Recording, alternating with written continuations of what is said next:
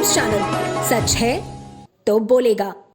भदोही के कोयडोना थाना क्षेत्र के रामकिशन बसही गांव में एक युवक की हत्या का मामला सामने आया है। हत्या के बाद शव को सड़क के किनारे फेंका गया था। युवक का शव मिलने के बाद पूरे इलाके में हड़कंप मच गया। रामकिशन बसही गांव में मारे गए मृतक की शिनाख्त उसी गांव के रहने वाले 20 वर्षीय दीपू नट के रूप में हुई है। मृतक के चेहरे पर चोट के निशान पाए गए हैं। पुलिस को आशंका है कि किसी ठोस वस्तु से उसके सिर पर प्रहार किया गया है, जिससे उसकी मौत हुई है। शक के आधार पर एक व्यक्ति को हिरासत में लिया गया है, जिससे पूछताछ की जा रही है। भदोही जनपद के अपर पुलिस अधीक्षक राजेश भारती ने इस बात की जानकारी देते हुए बताया कि पुलिस को आशंका है कि मृतक के रिश्तेदार के द्वारा ही घटना को अंजाम दिया गया है। फिलहाल मामले में विभिन्न बिंदुओं पर जांच की जा रही है। में एक शव बरामद हुआ गांव के बाहर एक लड़के का, जिसमें सूचना मौके पुलिस गई थी और उसको शव को कब्जे में पोस्टमार्टम के लिए भेजा है। उसमें अभियोग पंजीकृत करके कार्रवाई की जा रही है। प्रथम दृष्टया उसमें चूँकि हो सकता है संभव है कि हत्या की गई हो, और कुछ ये भी है कि कुछ न कुछ उसके परिवारीजनों या रिश्तेदारों के द्वारा ही किया हुआ है। तो उसको अभी अभियोग पंजीकृत करके कार्रवाई की जा रही है। देखिए अभी स्पष्ट हो जाएगा। वाराणसी के दुर्गाकुंड क्षेत्र में सावन का मेला लग चुका है। यहाँ पर सावन को लेकर लोगों के मनोरंजन के लिए झूले भी लगाए गए हैं, परंतु जिला प्रशासन के निर्देश के बाद इन झूलों के संचालन पर रोक लगा दी गई है। दुर्गाकुंड क्षेत्र में लगे सावन मेले पर प्रशासन द्वारा रोक लगाए जाने को लेकर झूला संचालकों के साथ ही मंदिर क्षेत्र में लगे झूला में कार्य करने वाले कर्मचारियों में काफी निराशा है। इसी को लेकर डैन काशी की टीम ने जब झूला संचालक शशांक कुमार राय और हिमांशु यादव से बात किया तो उन्होंने जिला प्रशासन से निवेदन करते हुए कहा कि जिला प्रशासन हमको झूला संचालित करने की अनुमति प्रदान करें। उन्होंने कहा कि यहाँ पर जो भी दुकान सहित झूले लगाए जाते हैं उसमें सैकड़ों की संख्या में कारीगर व मजदूर काम करते हैं। अगर झूला संचालित नहीं हुआ तो लोगों के सामने भूखमरी की स्थिति उत्पन्न हो जाएगी। झूला बंद है क्योंकि हम लोग के द्वारा सारी एनओसियाँ जो है कंप्लीट कर ली गई है। श्रीमान डीएम महोदय के द्वारा जो है अभी से यही अपील है कि उसकी अनुमति अगर हमको दे देते हैं तो हम लोग मेला को संचालन सुचारू रूप से कर पाएंगे। और क्या अपील करना चाहेंगे? अपील यही है, हमारा हाथ जोड़ के निवेदन है यहाँ जिला प्रशासन से कि हम लोग कोरोना के महामारी में बड़ी दिक्कत परेशानी से जूझ रहे थे।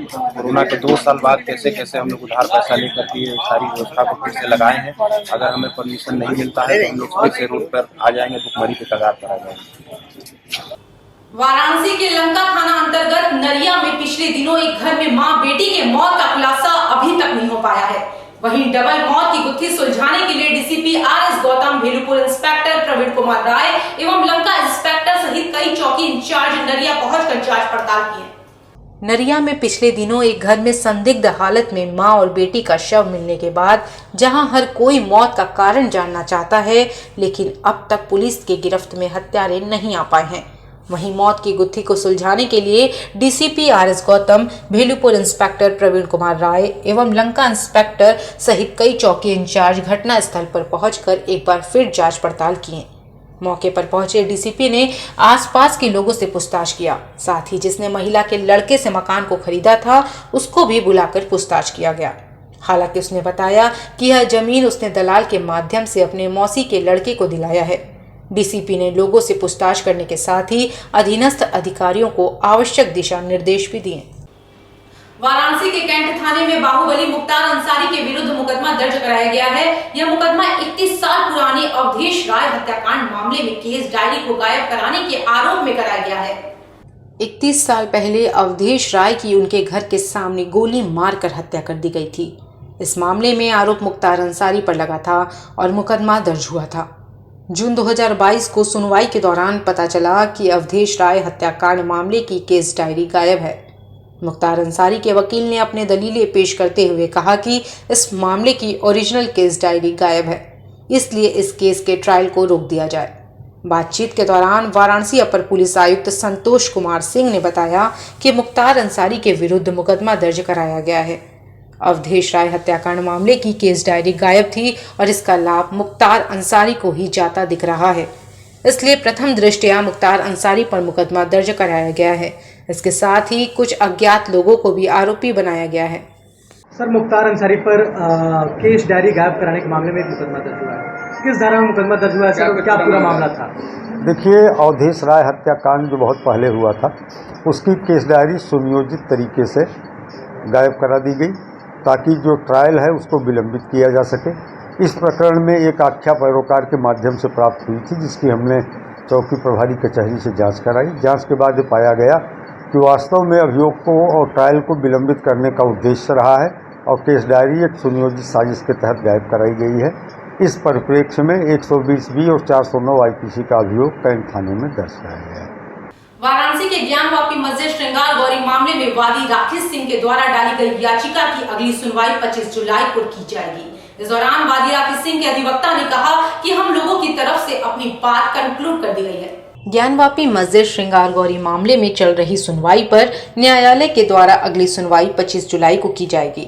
इसके साथ ही वादी पक्ष के अधिवक्ता ने बताया कि आज मेरी तरफ से अपनी बात कंक्लूड कर दी गई है और state of Uttar Pradesh police commissionerate और जिलाधिकारी ने भी अपना पक्ष रख दिया है। अंजुमन इंतजामिया को हमारी दलीलों पर जवाब देना है, उसके लिए कोर्ट ने 25 जुलाई की तारीख दी है। उस दिन मुस्लिम पक्ष अपना रिजॉइंडर कोर्ट के सामने पेश करेगा, उसके बाद डिस्पोजल के लिए रिजर्व कर दिया जाएगा। आगे शिवम गौड़ ने बताया कि जो आर्ग्यूमेंट हमने पिछली सुनवाई को की थी वही हमने आज भी एक बार फिर से किया है। आज वादी संख्या 1 की तरफ से शिवम गौड़ जी ने, मैंने यानी अनुपम द्विवेदी ने और मान बहादुर जी ने अपने पक्ष को रख के खत्म कर दिया। वादी संख्या 1 की तरफ से कंक्लूडिंग रिमार्क देते हुए ये मान बहादुर जी द्वारा कहा गया कि जो भी 7-11 का एप्लीकेशन है वो 7-11 का एप्लीकेशन मेन पॉइंट से हट कर है। मस्जिद की बात की जा रही है, मस्जिद के प्रेमाइसिस की बात की जा रही है, जबकि हमने तो सिर्फ श्रृंगार गौरी की पूजा की मांग की है। हमसे भी ये कहते हैं कि हमको श्रृंगार गौरी की पूजा के संबंध में हमको अधिकार दिया जाए, क्योंकि श्रृंगार गौरी की पूजा 93 तक रेगुलर होती रही और आज भी वासंतिक नवरात्र के चतुर्थी तिथि को श्रृंगार गौरी की पूजा होती है। तो 7-11 का जो उनका एप्लीकेशन है वो पॉइंट से हटकर है। दूसरी बात, कंक्लूडिंग रिमार्क में ये कहा गया कि इनका एप्लीकेशन सिर्फ खारिज ही न किया जाए बल्कि हैवी कॉस्ट के साथ खारिज किया जाए। हमारी कंक्लूडिंग रिमार्क होने के बाद डीजीसी सिविल जो कि सरकारी वकील है स्टेट के, उन्होंने अपना रिमार्क दिया और उन्होंने बताया कि जैसा, बहुत अहम बात कही उन्होंने न्यायालय के सामने, उन्होंने कहा कि जैसा माननीय न्यायालय का आदेश होगा वो डीजीसी सिविल प्रशासन उसको फॉलो करेगा। और उसके बाद फिर जो है रिवर्ट करने के लिए मुस्लिम पक्ष ने समय लिया, सोमवार की डेट ली है। हाँ जी, हिंदू पक्ष की तरफ से 7-11 पर जो सुनवाई होनी थी वो कम्प्लीट हो गई है। और मुस्लिम पक्ष द्वारा 25 तारीख को क्या कुछ रखा जाएगा? मुस्लिम पक्ष देखिए रिवर्ट करेंगे, अब क्या रखा जाएगा ये तो मुस्लिम पक्ष बताएंगे, ये तो उनकी बारी है। हाँ, वो बारी तो देखिए उनकी समाप्त हो चुकी है। एक लॉ में सिस्टम होता है कि जैसे आप कोई एवरमेंट देते हैं उसके बाद हम ऑब्जेक्शन करते हैं, ऑब्जेक्शन के बाद एक रिबटल आता है, तो रिबटल का शॉर्ट समय बोलेंगे और उसके बाद बीच में जो है एक बात और बता देना चाहूंगा कि 110 के एप्लीकेशन के लिए लोग खड़े हुए थे, लेकिन माननीय न्यायालय ने अभी साफ इनकार कर दिया। कहा ऑनरेबल सुप्रीम कोर्ट ने 7-11 का एप्लीकेशन पहले डिसाइड करने के लिए कहा है, 7-11 पहले डिसाइड करेंगे उसके बाद 110 देखा जाएगा। क्या हिंदू पक्ष की दलीलें कंप्लीट हुई? आज हिंदू पक्ष के आर्गूमेंट्स को पूरा सुनते हुए माननीय न्यायालय ने, जो हम लोगों का विगत दिनों से आर्गूमेंट हिंदू पक्ष का चल रहा था, आज कम्प्लीटली हम लोगों ने अपने पक्ष को कंप्लीट कर लिया है, या यूँ कहा जाए कि हम लोगों ने पूरा कर लिया है। हम लोगों के आर्गूमेंट पूरा होने के बाद डीजीसी महोदय ने उत्तर प्रदेश सरकार की तरफ से 1, 2, 3 की तरफ से जो है प्रतिवादी संख्या की तरफ से उन्होंने अपने पक्ष को रखा। उन्होंने आपत्ति किया कि हम लोगों ने जो विरोध किया था कि शासन ने कोई मदद नहीं किया, शासन ने श्रृंगार गौरी के पूजा पर उन्होंने रिकॉर्ड पैदा किया। उन्होंने कहा कि ये सारे तथ्य निराधार हैं। उनकी बातों को सुनते हुए फिर उसके बाद जो है प्रतिवादी संख्या 4 मुस्लिम पक्ष को भी माननीय न्यायालय ने कहा कि अगर आपको कुछ आपत्ति लगानी है तो लगा दीजिए। तो मुस्लिम पक्ष ने कहा कि ये चूँकि आर्गूमेंट हिंदू पक्ष का काफ़ी लंबा है, इसलिए हमको समय दिया जाए, चूँकि हम पूरी तैयारी नहीं किए हैं। तैयारी के बाद ये इनका कहना था कि समय दिया जाए, हम लोग सुनेंगे। माननीय न्यायालय ने अगले जो तारीख जो है 25 जुलाई को यानी कि सोमवार को तिथि मुकर्रर किया है, लेकिन हम लोगों ने भी कहा कि सारे तथ्य, सारे आपने साक्ष्य जो आपत्ति तो आप लोगों ने 5 दिन समय लेकर लगा ही दिया है, अब आपके पास आपत्ति के लिए बचा क्या है? लेकिन उन्होंने कहा नहीं, फिर भी हम आपत्ति लगाएंगे। माननीय न्यायालय ने उनकी जो आपत्ति को स्वीकार किया है। सोमवार को पुनः जो है मुस्लिम पक्ष रिप्लाई देगा, रिमाइंडर देगा, अपनी आपत्ति को लगाते हुए काउंटर करेगा। तो ये 25 तारीख को डेट फिर पड़ गया है पुनः।